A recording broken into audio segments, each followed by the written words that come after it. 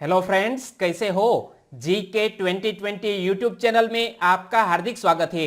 दोस्तों, 5 जून के इस करंट अफेयर वीडियो को आप ध्यान से देखिए और बाद में आप सोचिए कि इसी तरह का करंट अफेयर का वीडियो आपने 1 साल तक के लिए देख लिया तो आपका जो सोचने का तरीका है वो पूरी तरह बदल जाएगा और आपकी आने वाली एग्जामिनेशन में करंट अफेयर का एक सिंगल क्वेश्चन भी गलत नहीं हो सकता। यह हमारा वादा है और हर वीडियो के लास्ट में मैं आपसे एक क्वेश्चन भी पूछूंगा जिसका आंसर आपको नीचे कमेंट बॉक्स में देना है।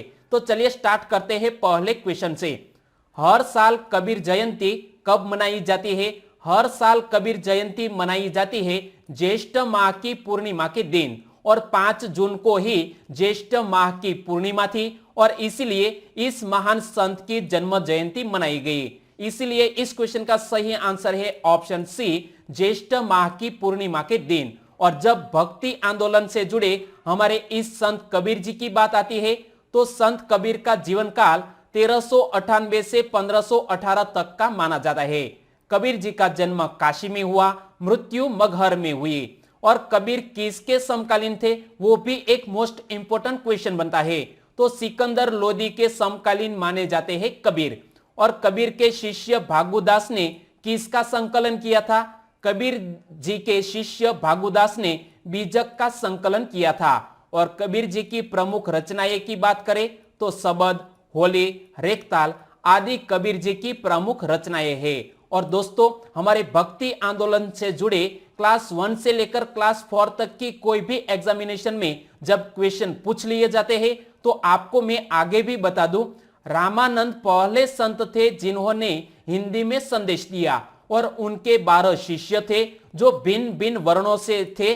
जैसे कि कबीर वो एक जुलाहा थे, रैदास एक चर्मकार थे और धन्ना एक जाट थे। सेन की इमेज दोस्तों नहीं मिल पाई है लेकिन सेन एक नाई थे। तो दोस्तों, रामानंद के यह चारों शिष्य थे, वो बात भी आप याद रख लीजिए। और इसी के साथ Madhya Pradesh public service commission में 2010 में भी यह क्वेश्चन निकला था कि रैदास, सेना और कबीर किसके अनुयायी थे? तो संत आचार्य रामानंद के अनुयायी थे। तो इसीलिए आपको जब मैंने यह फैक्ट बताया तो इसका आंसर आपको पता चल गया।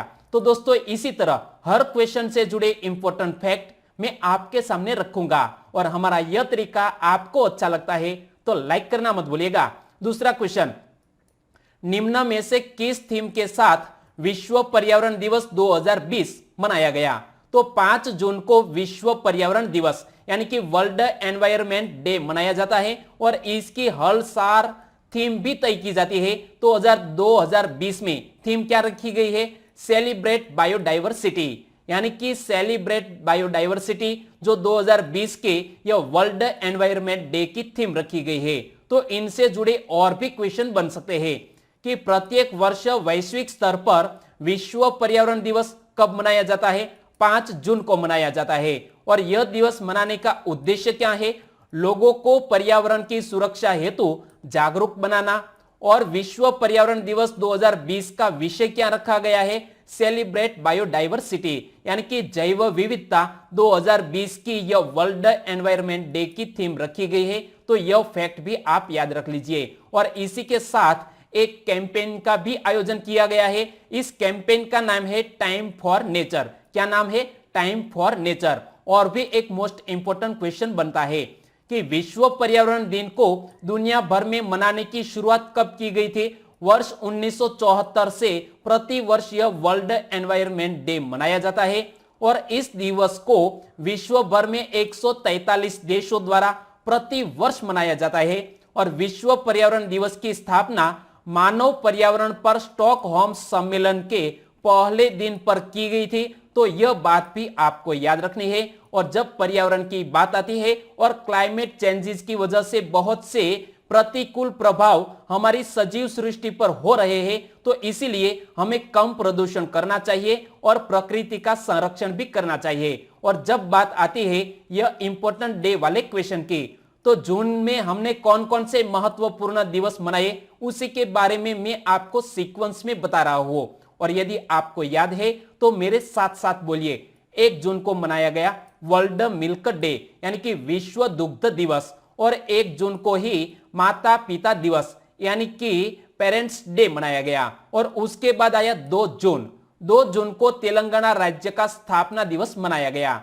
और इसके बाद 3 जून को विश्व साइकिल दिवस, क्या, वर्ल्ड बाइसिकल डे मनाया गया। और अब 5 जून को विश्व पर्यावरण दिवस मनाया गया। दोस्तों कैसा लग रहा है? यदि आपको हमारा यह तरीका अच्छा लगता है तो लाइक करना मत भूलिएगा और साथ साथ आपके दोस्तों को इस वीडियो की लिंक शेयर भी कीजिएगा। तीसरा क्वेश्चन, सुशील कुमार सिंघल किस देश में भारत के नए उच्चायुक्त होंगे? यहां आप इमेज में देख सकते हैं सुशील कुमार सिंघल अब पापुआ न्यू गिनी में हमारे भारत के नए उच्चायुक्त होंगे। यानी कि इस क्वेश्चन का सही आंसर है पापुआ न्यू गिनी। तो देखो सुशील कुमार सिंघल वर्तमान में विदेश मंत्रालय में संयुक्त सचिव के रूप में कार्यरत है और वह न्यू गिनी में भारत के वर्तमान उच्चायुक्त विजय कुमार का स्थान लेंगे। किसका स्थान लेंगे? विजय कुमार का। और यानी कि सुशील कुमार सिंघल अब बन गए हैं पापुआ न्यू गिनी के हमारे नए उच्चायुक्त। तो पहले तो यहां आप मैप में देखिए कि यह है पापुआ न्यू गिनी और यहां आप देख सकते हैं केसरिया कलर में पापुआ न्यू गिनी को। वो इसके आसपास कौन कौन से देश स्थित है तो यहां आप पढ़ सकते हैं ऑस्ट्रेलिया से बहुत ही करीब है यह पापुआ न्यू गिनी, जिसकी कैपिटल का नाम क्या है? Port Moresby. और पापुआ न्यू गिनी की करेंसी है पापुआ न्यू गिनी किना, क्या है? किना। और पापुआ न्यू गिनी के वर्तमान प्रधानमंत्री कौन है? जेम्स मारापे, जो यहां आप इमेज में देख सकते हैं। और पापुआ न्यू गिनी की सम्राज्ञी कौन है? एलिजाबेथ द्वितीय। तो दोस्तों पापुआ न्यू गिनी से जुड़े इतने फैक्ट आपको याद रखने हैं। चौथा क्वेश्चन, हाल ही में सीबी जॉर्ज को किस देश में भारत का नया राजदूत नियुक्त किया गया है? सीबी जॉर्ज, जो यहां आप इमेज में देख सकते हैं, वो एक मलयाली है और उन्हें कुवैत देश में अपने भारत का नया राजदूत नियुक्त किया गया है। यानी कि इस क्वेश्चन का सही आंसर है कुवैत। तो देखो दोस्तों 1993 बैच के IFS यानी कि इंडियन फॉरेन सर्विस अधिकारी सीबी जॉर्ज को कुवैत में भारत के अगले राजदूत के रूप में नियुक्त किया गया है और वह वर्तमान में स्विट्जरलैंड में भारत के राजदूत के रूप में कार्यरत थे। और सीबी जॉर्ज कुवैत में भारत के वर्तमान राजदूत के जीवा सागर का स्थान लेंगे। तो किसका स्थान लेंगे? तो यहां आप देख सकते हैं सीबी जॉर्ज, और वो कुवैत में स्थान लेंगे ये के जीवा सागर का। तो यह बात भी आपको याद रख लेनी चाहिए। और जब बात करते हैं कुवैत की तो यहां आप देख सकते हैं पर्शियन गल्फ से बिल्कुल ही सटा हुआ यह है कुवैत, जिसके अगल बगल में सऊदी अरेबिया, इराक और ईरान जैसे देश स्थित है। और कुवैत की कैपिटल का नाम क्या है? Kuwait city. कुवैत की करेंसी क्या है? कुवैती दिनार। कुवैत के प्रधानमंत्री कौन है? नाम थोड़ा लंबा है और यहां आप प्रधानमंत्री को भी देख सकते हैं। तो कुवैत के प्रधानमंत्री है सबा अल खालिद अल हमद अल सबा, जो कुवैत के प्रधानमंत्री है। और कुवैत के अमीर कौन है? तो यहां आप इमेज में देख सकते हैं साबा अल अहमद अल जाबिर अल साबा, जो कुवैत के अमीर है। तो दोस्तों बहुत से नाम लंबे होते हैं और इसीलिए यहां रिपीट करना बहुत ही जरूरी है। पांचवा क्वेश्चन, हाल ही में सुर्खियों में रहा भायखला वन्य प्राणी उद्यान किस शहर में स्थित है? तो यहां आप इमेज में देख सकते हैं भायखला वन्य प्राणी उद्यान वो मुंबई शहर में स्थित है। यानी कि इस क्वेश्चन का सही आंसर है ऑप्शन सी मुंबई। लेकिन यह भायखला वन्य प्राणी उद्यान सुर्खियों में क्यों रहा?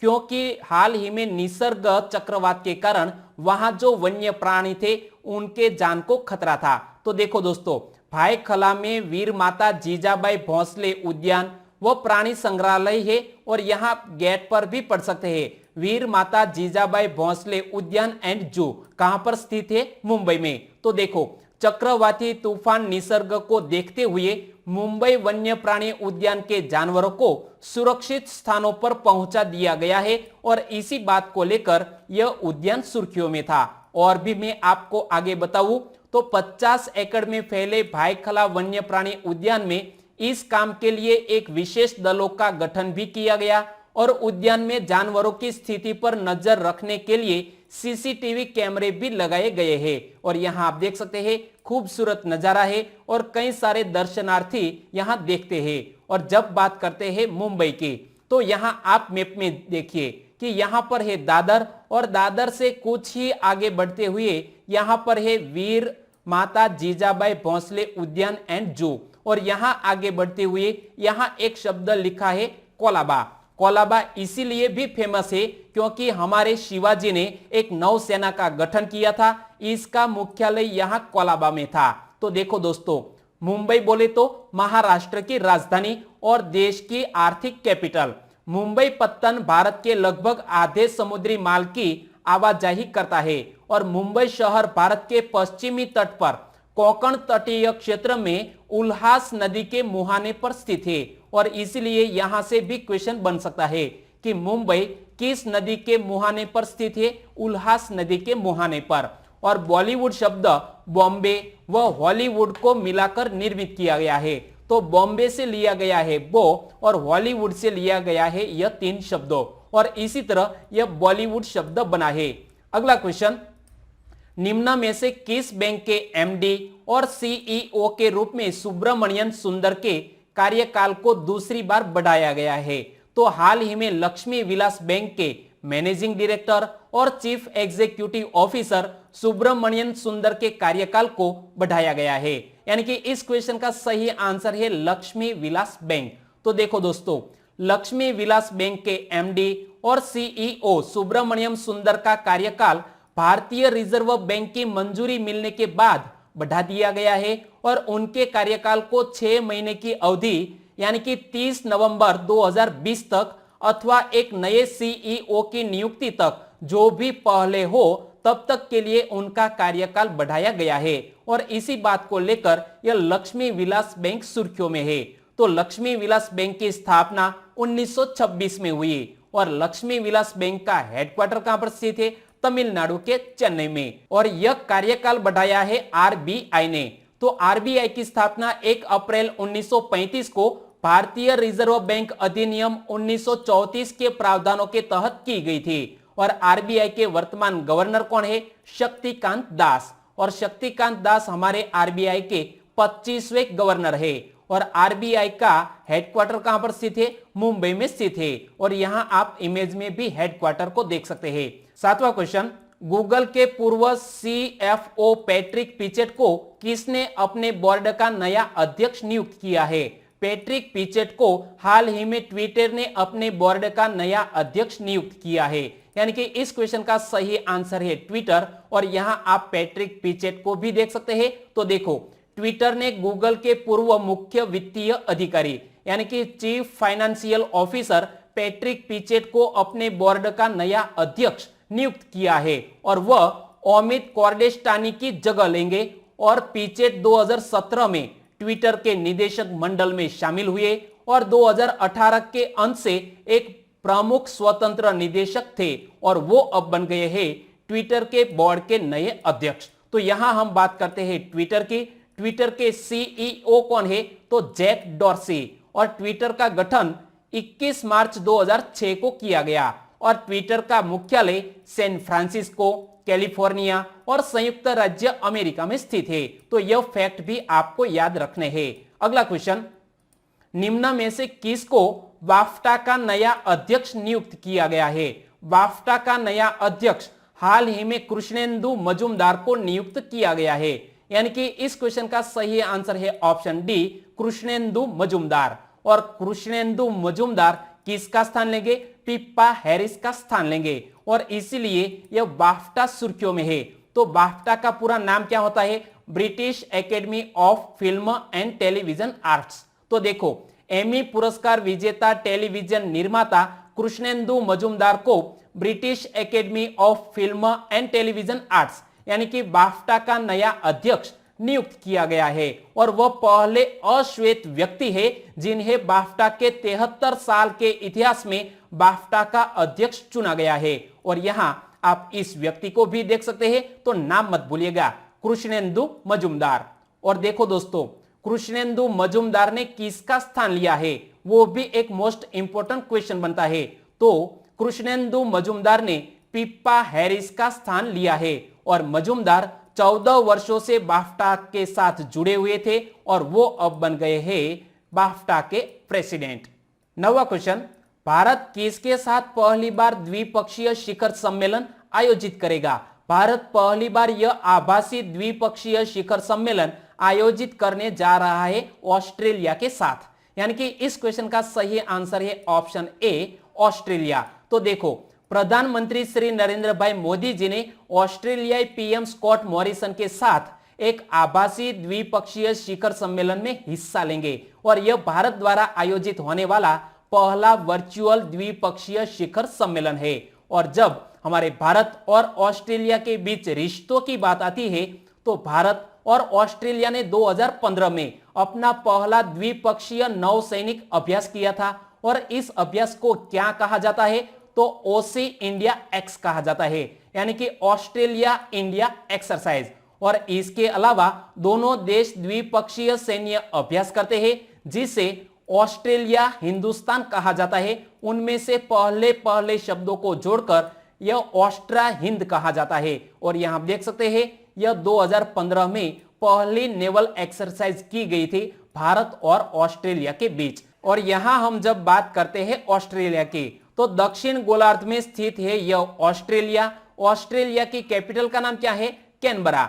ऑस्ट्रेलिया की करेंसी क्या है? Australian dollar. और ऑस्ट्रेलिया के प्रधानमंत्री कौन है? Scott Morrison. तो दोस्तों, ऑस्ट्रेलिया से जुड़े ये 4 बात भी आप याद रख लीजिए। 10वां क्वेश्चन, हाल ही में महाराष्ट्र राज्य के स्कूल शिक्षा विभाग किस कक्षा तक एक अनिवार्य विषय के रूप में मराठी भाषा को अनिवार्य करने की घोषणा की है?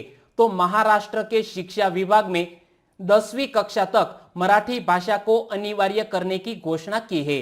यानी कि इस क्वेश्चन का सही आंसर है 10वीं कक्षा। तो देखो, हाल ही में महाराष्ट्र राज्य के स्कूल शिक्षा विभाग ने सीबीएसई, आईसीएसई, आईबी एवं आईजेसीएसई बोर्ड से जुड़े सभी स्कूलों में 10वीं कक्षा तक एक अनिवार्य विषय के रूप में मराठी भाषा को अनिवार्य करने की घोषणा की है। किसने की है? महाराष्ट्र के शिक्षा विभाग ने। तो दोस्तों, ये पहले तो मैप में देखिए, यह है महाराष्ट्र जो गुजरात, मध्य प्रदेश, छत्तीसगढ़, तेलंगाना, कर्नाटक और गोवा से घिरा हुआ है। और महाराष्ट्र की कैपिटल का नाम क्या है? मुंबई। महाराष्ट्र के वर्तमान राज्यपाल कौन है? भगत सिंह कोश्यारी। और महाराष्ट्र के मुख्यमंत्री कौन है? उद्धव ठाकरे। और वो महाराष्ट्र के 18वें चीफ मिनिस्टर बन गए हैं और उन्होंने हाल ही में विधान परिषद में निर्विरोध चुना भी गया है। और महाराष्ट्र का गठन 1 मई 1960 को किया गया। और महाराष्ट्र का राज्य पक्षी क्या है? पीले पैरों वाला हरा कबूतर। महाराष्ट्र का राज्य फूल क्या है? जरुल। महाराष्ट्र का राज्य पेड़ क्या है? आम। और महाराष्ट्र का राज्य पशु है भारतीय विशाल गिलहरी। तो दोस्तों, महाराष्ट्र से जुड़े इतने फैक्ट आपको याद रखने हैं। 11वां क्वेश्चन, हाल ही में उष्णकटिबंधीय तूफान क्रिस्टोबाल ने किस देश में लैंडफॉल किया है? तो यह क्रिस्टोबाल नामक तूफान ने लैंडफॉल किया है मेक्सिको में। यानी कि इस क्वेश्चन का सही आंसर है मेक्सिको। और यहां आप मैप में भी देख सकते हैं, मेक्सिको में यह लैंडफॉल किया है क्रिस्टोबाल ने। तो देखो, यह तूफान पूर्वी प्रशांत महासागर में उत्पन्न उष्णकटिबंधीय तूफान अमांडा के अधिविष्ट से भाग से बना है। और अधिविष्ट का मतलब क्या है? किसी तूफान की समाप्ति के पूर्व की अवस्था, इसको बोलते हैं अधिविष्ट। और इनमें से यह क्रिस्टोबाल पैदा हुआ है। और अमांडा तूफान के कारण हाल ही में अल साल्वाडोर और ग्वाटेमाला में कम से कम 17 लोग मारे गए थे। और मैंने आपको अमांडा के बारे में भी बताया था और साल्वाडोर और ग्वाटेमाला के बारे में भी बेसिक इंफॉर्मेशन बताई थी। और क्रिस्टोबाल का निर्माण मेक्सिको की खाड़ी में हुआ है। और किस क्षेत्र में कोई चक्रवात पैदा होते हैं तो इसका नाम क्या होता है वो भी मैं आपको बता दूं। तो हिंद महासागर में पैदा होने वाले चक्रवात का नाम होता है चक्रवात। और पश्चिमी अटलांटिक तथा पूर्वी प्रशांत महासागर में कोई चक्रवात पैदा होता है तो इसे क्या कहा जाता है? हरिकेन कहा जाता है। और पश्चिमी प्रशांत महासागर और दक्षिणी चीन सागर में पैदा होने वाले चक्रवात का नाम कहा जाता है टाइफून। और ऑस्ट्रेलिया में विली विली कहा जाता है। तो यह फैक्ट भी आपको याद रखने हैं। और जब हम बात करते हैं मेक्सिको की, तो पहले तो यहां आप मैप में देखिए, यह है मेक्सिको। मेक्सिको की कैपिटल का नाम है मेक्सिको सिटी। मेक्सिको की करेंसी क्या है? Mexican peso. और मेक्सिको के राष्ट्रपति कौन है? Andres Manuel Lopez Obrador. और यहां आप इमेज में भी देख सकते हैं। तो मेक्सिको के राष्ट्रपति का नाम एक बार फिर से पढ़ लेते हैं, एंड्रेस मैनुअल लोपेज ओब्राडोर, यह इनका नाम है। दोस्तों नाम थोड़े डिफिकल्ट होते हैं, 2 बार ध्यान से पढ़ लीजिएगा। 12वां क्वेश्चन, केंद्र सरकार द्वारा कोविड-19 प्रबंधन सूचकांक के विश्लेषण में कौन प्रथम स्थान पर रहा? कोविड-19 मैनेजमेंट इंडेक्स में हाल ही में राजस्थान सबसे पहले पायदान पर रहा है। यानी कि इस क्वेश्चन का सही आंसर है ऑप्शन डी, राजस्थान। तो देखो, केंद्र सरकार द्वारा कोविड-19 प्रबंधन सूचकांक के तहत 10 राज्यों के लिए किए गए विश्लेषण में राजस्थान प्रथम स्थान पर रहा है। और यहां जब बात करते हैं राजस्थान की, तो राजस्थान के एक और है पाकिस्तान, और वो पंजाब, हरियाणा, उत्तर प्रदेश, मध्य प्रदेश और गुजरात से जुड़ा हुआ है यह राजस्थान। तो आपको इसकी भौगोलिक लोकेशन भी याद होनी चाहिए। और कोविड-19 महामारी का डबलिंग टाइम यानी कि पॉजिटिव रोगियों की संख्या के 2 गुने होने का समय उसे बोलते हैं डबलिंग टाइम। और जहां देश में 12 दिन है, तो वहीं राजस्थान में यह डबलिंग टाइम 18 दिन का है। यानी कि यहां बहुत ही अच्छी कोविड-19 से जुड़ी परिस्थितियां है। और जब बात करते हैं राजस्थान के, तो यहां आप मैप में देखिए, यहां पर स्थित है राजस्थान। अगल बगल में कौन कौन से देश स्थित है वो तो मैंने आपको बता दिया। और राजस्थान का स्थापना दिवस कब मनाया जाता है? 30 मार्च को, क्योंकि 30 मार्च 1949 को राजस्थान का गठन किया गया। और राजस्थान की कैपिटल का नाम क्या है? जयपुर। जयपुर को पिंक सिटी भी कहा जाता है। राजस्थान के राज्यपाल कौन है? कलराज मिश्र। और राजस्थान के मुख्यमंत्री कौन है? अशोक गहलोत। और राजस्थान के प्रसिद्ध नृत्य कौन कौन से हैं? घूमर, चंग, कालबेलिया राजस्थान के प्रसिद्ध नृत्य है। और राजस्थान में 2 परियोजनाओं को लेकर भी यहां यह क्वेश्चन सुर्खियों में रहता है कि जवाहर सागर परियोजना चंबल नदी पर और राणा प्रताप सागर परियोजना वो भी चंबल नदी पर स्थित है। तो यह बात भी आप याद रख लीजिए। 13वां क्वेश्चन, हाल ही में सुर्खियों में रही क्रिप्टो करेंसी के संदर्भ में कौन सा कथन गलत है? तो इसी पैटर्न के कई सारे एग्जामिनेशन में क्वेश्चन पूछ लिए जाते हैं, खास तौर पर क्लास 1-2 एग्जामिनेशन में। तो यहां हमें पूछा गया है कि क्रिप्टो करेंसी के संदर्भ में कौन सा कथन गलत है। तो पहले कथन को पढ़िए कि क्रिप्टो करेंसी एक ऑनलाइन मुद्रा है, बिल्कुल सही।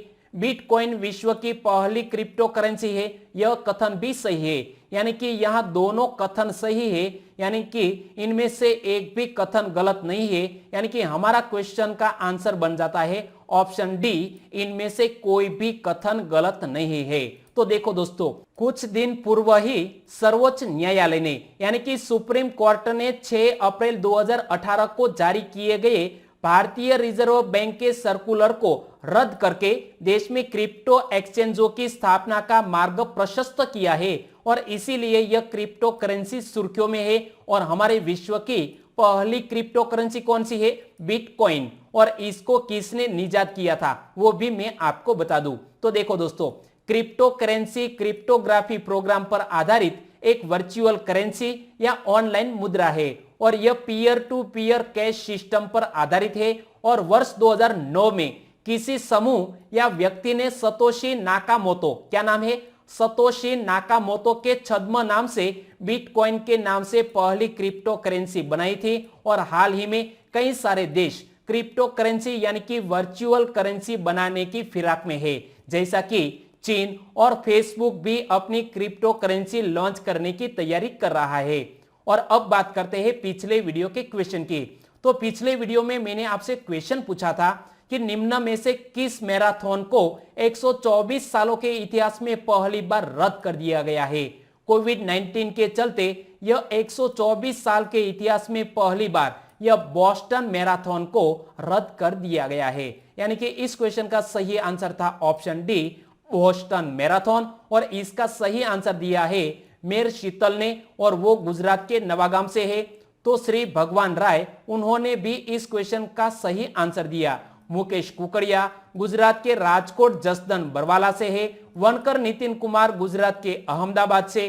प्रियंक चौधरी गुजरात के सूरत से है। इन सभी दोस्तों ने इस क्वेश्चन का सही आंसर दिया है। और इसी के साथ साथ सौंदरवा अशोक भाई ने बोस्टन मैराथन के बारे में डिटेल में बताया है, वो जूनागढ़ से है, तो आपको बहुत बहुत धन्यवाद। और अवनीश यादव वो हमारे साथ उत्तर प्रदेश के आजमगढ़ से जुड़ चुके हैं और उन्होंने भी इस क्वेश्चन का सही आंसर दिया।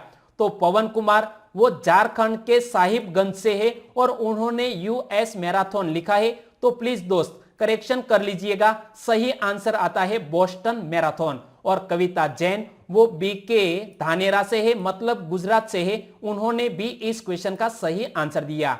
आप सभी को बहुत बहुत धन्यवाद। और आज के वीडियो का क्वेश्चन ए रहा स्क्रीन पर। हाल ही में सुर्खियों में रही चांगपा जनजाति समुदाय का संबंध निम्न में से किस क्षेत्र से है?